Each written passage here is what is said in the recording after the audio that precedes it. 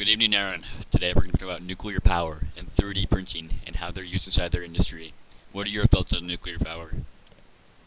Think nuclear has a pretty big stigma around it because of the many different accidents, and people are generally misinformed. But personally, I believe nuclear is a very sustainable and safe way of generating energy, and I have some facts to back it up. I agree with you, Aaron. Looking at the statistics that will be shown on the screen right So, now, you can see a little bit of a graph here how nuclear power contributes to 0.03 deaths per terawatt of power generated, and this is very, very that's good per compared to thousand other terawatt energy. hours. Yeah, per thousand terawatt hours, not per terawatt hour. That'd be really, really high if it was. Here you can see brown coal makes up for about 32.7 deaths per terawatt hour generated, which mostly is because of uh, pollution, especially around the world. And the reason it's differentiated from coal is because it's like coal just kind of mixed with impurities. I know brown coal is mostly used by Germany, so that's up. And then oil, of course, biomass, natural gas. As you can see, though, natural gas is way lower than coal. And all the way down here at the bottom is nuclear, right down with wind, nuclear, and solar. Honestly, I don't know how wind is killing that many. I think it's because Anyway, people fall off towers and then would you like die. that? But Yeah, yeah, a lot of the problem with coal and that's brown probably coal true. We should probably and anyway. other like fossil fuels and stuff is that they release radium into the environment and they cause more cancer from radiation than actually nuclear does itself between the accidents. That is a good point you bring up, especially like the fly ash, the yeah, the stuff released by the fly ash in nuclear. I mean, from contains a lot of heavy like metals and stuff you would find in the ground, which includes uranium. And when you burn the coal, it condenses all these heavy metals and uranium and other radioisotopes that you would find underground. And this just kind of flies out of the chimney. And while it's not heavily radioactive, it does build up over time, releasing more radiation over its lifetime than a nuclear power plant would. And while there were accidents in large areas, they have not polluted ash land as, say, coal mining and coal burning has. Yep, I agree with you there. Um, Another issue that's found So moving on. with nuclear is waste disposal and how that could potentially be used. What are your thoughts on how nuclear should be uh, recycled or put to use, or how its waste should be managed? Well, currently, nuclear does not have a very great way of being used. That tends to be the biggest problem right now. But I know Finland, they've been trying to dig massive, geologically stable caves that we can bury the nuclear material in. But the thing with nuclear waste is, even though it is a big problem, we actually do not produce it per year. The sheer amount of nuclear waste per year is fairly sizable if you were to see it standing next to someone. So for the current method the ground is we also put them in giant concrete casks and bury them in a giant like cylinder of reinforced concrete with a lid for hopefully recycling, which we're working on, or anything from RTGs in the future, or like weapons. I know the U.S. Army uses a lot of depleted uranium for weapons and general other things. So it's not a complete waste. It's just we don't have a good way of actually doing anything with it at the moment. But it's not dangerous. It's contained, and there's so little of it that it doesn't really do much. Yeah, and bringing up what you said about it, how it's contained, it's something that can be pretty good, like if with nuclear, because you know where all the nuclear waste is. You can point to a site, but when you compare it to other products, it's just everywhere. When it gets buried in the ground, it can last for like it can be properly stored for 100,000 years, or that's just what that it's said that it would, and then that's enough time for it to self degrade into more stable and less poisonous materials. Yeah, it goes through a process of fission, goes into lower weight isotopes, eventually, theoretically, turning into lead. But if it will get there anytime soon, no. But another problem with nuclear, even, is the mining of uranium. It's not the mining itself; it's where uranium's found, and that's mostly applications. And the problem with that is stability, as some of these countries that have a lot access to a large amount of uranium been particularly known for their stability, but this also means that other nations that we may not want to have nuclear weapons or reactors could have access to the materials to be able to. A good example would be Iran and their refining process. I know the United States is not very fond of that, but a whole new avenue of like controlling the substance and like how we prevent other nations from using it against us or themselves, and it brings a whole thing. So currently, most our nuclear is mined in places like Canada, as it's relatively close and they got some nuclear rich uh, mountains and such, gravel pit. But in the future, we may see it lean towards Africa and being exported to other countries. Pretty interesting. What are your thoughts on how it can be used in nuclear weapons? Potential con for nuclear. I wouldn't say nuclear weapons are particularly a con for nuclear. While it is bad for several countries to have them, especially since they cause so much death and destruction, and they can, nuclear weapons have led to the longest period of peace that the human race has seen. That is supported by many things, but the idea of mutually assured destruction is a very brought up about, and typically in like politics or some other places, but I wouldn't really say that's a con. Like, yes, the idea of destruction is in many ways a con, but if it were not for nuclear, we would probably have descended into war by now. Yeah, I think it was definitely a big role in keeping the peace between big nations, because they know if they invade each other, it's pretty much they're both going to be destroyed, because there's pretty much a guarantee of retaliation. Another part of nuclear is it has been getting safer over the years, and while there are three notable accidents, that being Chernobyl, 3 Mile Island, and Fukushima quite recently, every time there's a nuclear accident, we learn. So, for example, 3 Mile Island's sister reactor actually has one of the longest and safest track records of any reactor in the United States, and that is because we learned from the other reactor melting down, and we took and applied that to the other reactors. And now, because of that, they are that much safer. The problem with nuclear accidents is they tend to be very large. They require large amounts of cleanup, and they're decently scary to like. Could you imagine your entire home being radiated and you can never go back? But in reality, actually have not killed that many people. It's like I said, if you look at the watch for things, and the amount of land contaminated is relatively small compared to other sources of energy. So coal, I bet you if you were to add up all the contaminated land from coal with the Chernobyl zone, it would be far less. It's just over time, it's been getting safer and safer, even with new technologies like the small modular reactors, and we have pressurized sodium reactors, which will self-cool if the power goes out. And we've been using water cooled for the longest, but sodium's on the future. And a ton of other and like amazing inventions like that just every day make nuclear safer and safer. What's crazy is the MSR reactor, which is very, very safe and has self-stability, has already been invented. Back in 1954, Oak Ridge National Laboratory created it's just due to the first MSR, and really the only MSR that's been created so far. But there's a lot of research being done on different MSR reactors, which use thorium as their fuel, and then it turns into uranium, and that's how it does the heating and stuff. The only problem with thorium is we don't quite have the capability to use it yet, because it requires a mother, which is typically plutonium, which has the small disadvantage of being highly like it's an isotope that it has to be refined, and it ends up being way more dangerous and unstable than uranium.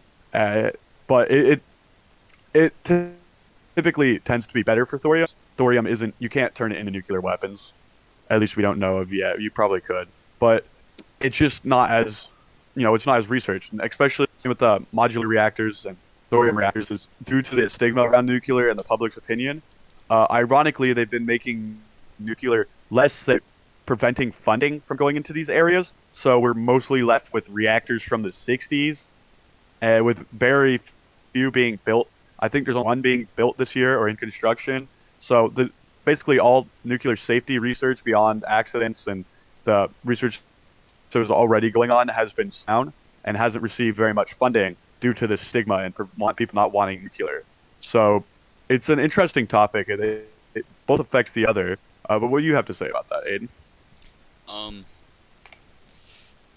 yeah, it's kind of surprising that nuclear isn't used more often than it is, just because of the amount So of. something that's come up on the horizon recently has been additive manufacturing for many industries, including nuclear. What would you have to add on about additive its future in nuclear and beyond?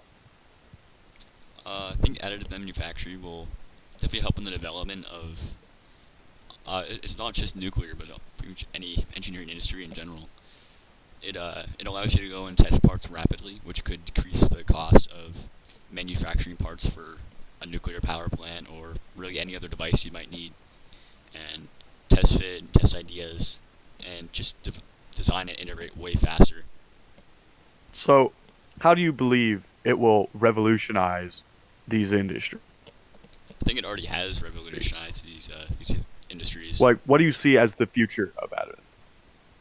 Um, I think the technology is going to get better and better and faster. There could be new materials that come out, and it might become just a main source for designing stuff in general, designing consumer parts and things like that.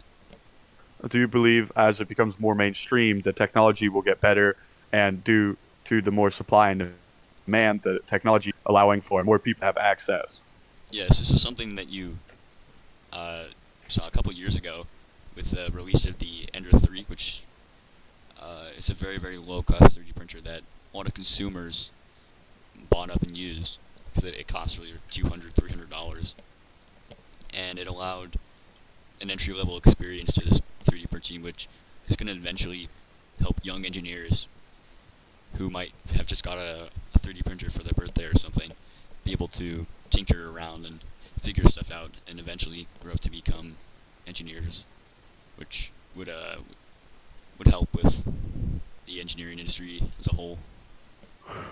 You've seen those things about rockets being 3D printed. Do you think that in the future more things could be 3D printed, like cars or potentially computers?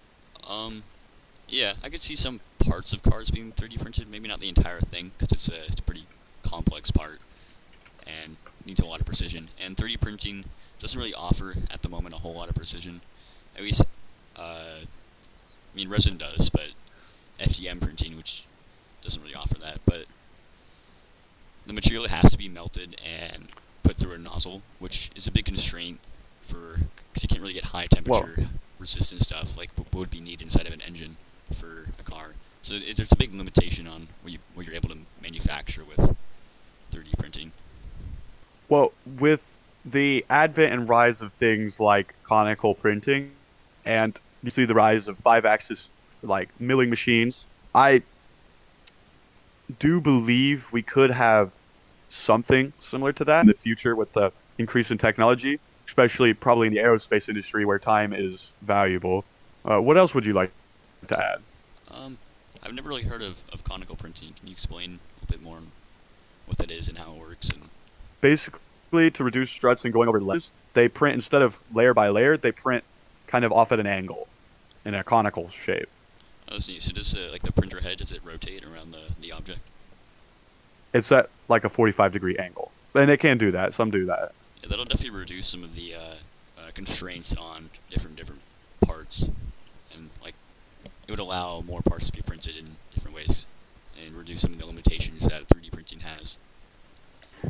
And there's technology going into metal 3D printing, which would definitely be a big breakthrough in the industry if that can go down to the consumer level market and the price reduce, because that could allow for many different parts, and some of them might be used inside of aerospace to be manufactured. There, I just sent you an image of conical printing. I'm going to get that. Is it on the document or where? It's on, I can put it on the document. There, now it's on the document. Sorry, it's a YouTube thumbnail, but it's in development. Oh dang, yeah, that's cool. Yeah, so as you can see, Yeah. the you can print pretty much 90-degree overhangs for an extended period of like an extended distance, which will definitely reduce some of the constraints found in modern day 3D printing that we have now. And what are your thoughts on metal 3D printing? How do you think that affects the industry?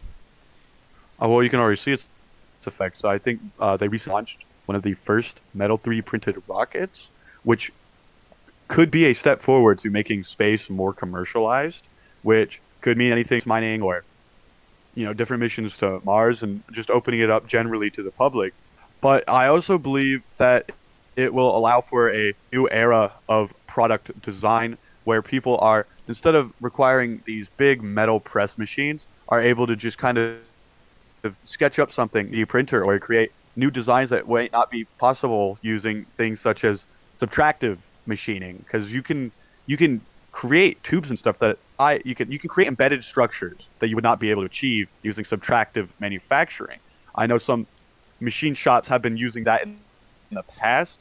Technically a new thing, but with the new accuracy of some laser additive uh, techniques like and metal powder additive and some other forms, it's definitely an interesting path. And the more we develop it, the more it's going to get. I agree. Um, So, what do you think is in cons of using additive additive manufacturing over subtractive manufacturing would be, other than the ones I already stated? I think it really depends on your application. With subtractive manufacturing, if you just need a few cuts to make a piece work, subtractive manufacturing would be better because it's just drill, drill, drill, done. With additive manufacturing, you have to place down all the material itself, and then that could definitely increase manufacturing time. And some other cons of subtractive manufacturing is, like you said, embedded parts. It's very hard to take multiple 90-degree turns or inside of a part. But with 3D printing, you could just have that into the design itself because as it expands and grows in your additive manufacturing machine, it allows you to embed different things. I don't believe additive manufacturing replaces or competes with subtractive. I actually think they go together in a way that suits each other. You can use both techniques quite efficiently on one side. Say you have a rough edge on an additive manufacturing, or the tolerances on additive manufacturing are not quite well. You can bring the subtractive manufacturing and finish it out, or if you make a mistake, you can always use subtractive. I think they go quite well together. Yeah, I think all the different manufacturing techniques can definitely interact with each other to create a really insane and nicely complex machine. And I think all of them together have a big potential for growth and development across the industry. Do you think with the rise in computer power, we will start to see more complex CAD programs that might be able to do some interesting things with or potentially new and interesting things with 3D printing coding? Yes, I think, especially with the invention of AI, I think the use in CAD programs will they'll help designers and engineers develop parts easier and faster, and definitely makes the tool and 3D printing a much more streamlined process. Well, that's been Aiden Peason, and this is that's been Aiden Peason, and this is Hoberg. We hope you had a good time. Yeah. See you next time. We hope you learned something new, or expanded on your learning a little bit. Hope you have a good day. Thanks for listening in. Hope you have a great day. Yeah, thank you. It was nice knowing you.